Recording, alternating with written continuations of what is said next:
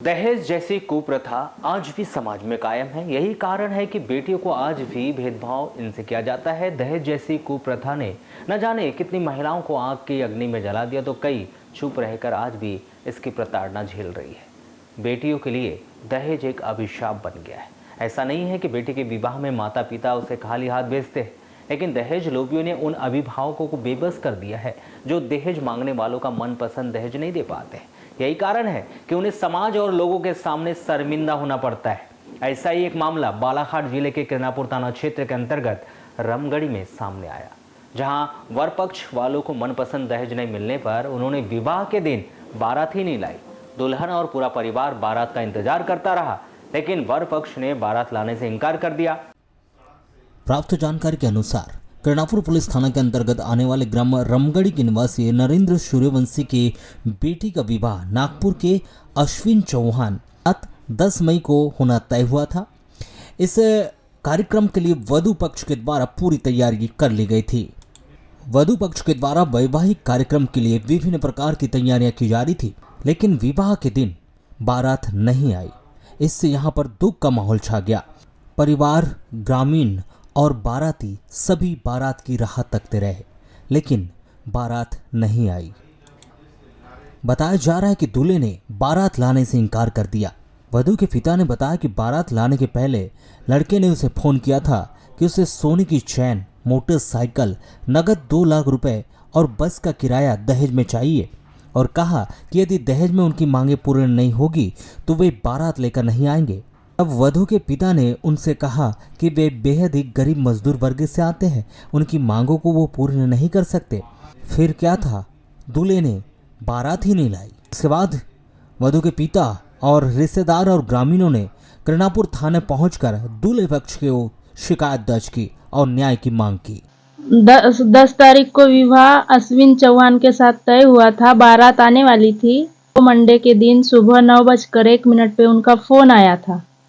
तो उनने फोन में बोले कि मुझे सोने की 3 तोले की चैन होना, 2 व्हीलर गाड़ी होना और पैसों की मांग की, और जो डीजे का पैसा है वो आपके पापा देंगे, और जो हम लोग बारात जिस बस में लेके आएंगे उसके भी पैसे आपके पापा देंगे, तभी हम लोग बारात लेके आएंगे, नहीं तो नहीं आएंगे।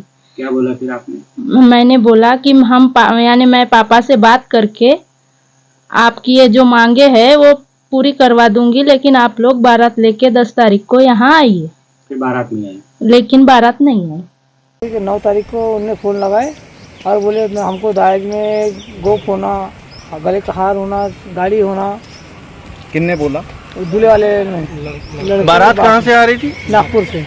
अच्छा, लड़का तारीख को आ रही थी? 10 तारीख को। 10 तारीख को आ रही थी। 10 तारीख को बारात आ रही थी। तो मंडप के दिन ही आपसे ये बात कही गई? मंडप के दिन ही मैंने बात की उन्हें सुबह 9 बजे। अच्छा, क्या बोले उनने? कि मेरे को ये चीज़ होना, गोप होना, गाड़ी होना, बस का किराया होना मेरे को। तब बारात लाएंगे बोले? जब मैं बारात लेके आता हूँ, ऐसा बोला। फिर आपने क्या कहा? हमने फिर नहीं आते तो मत लेके आओ, ऐसे बोल दी सीधे।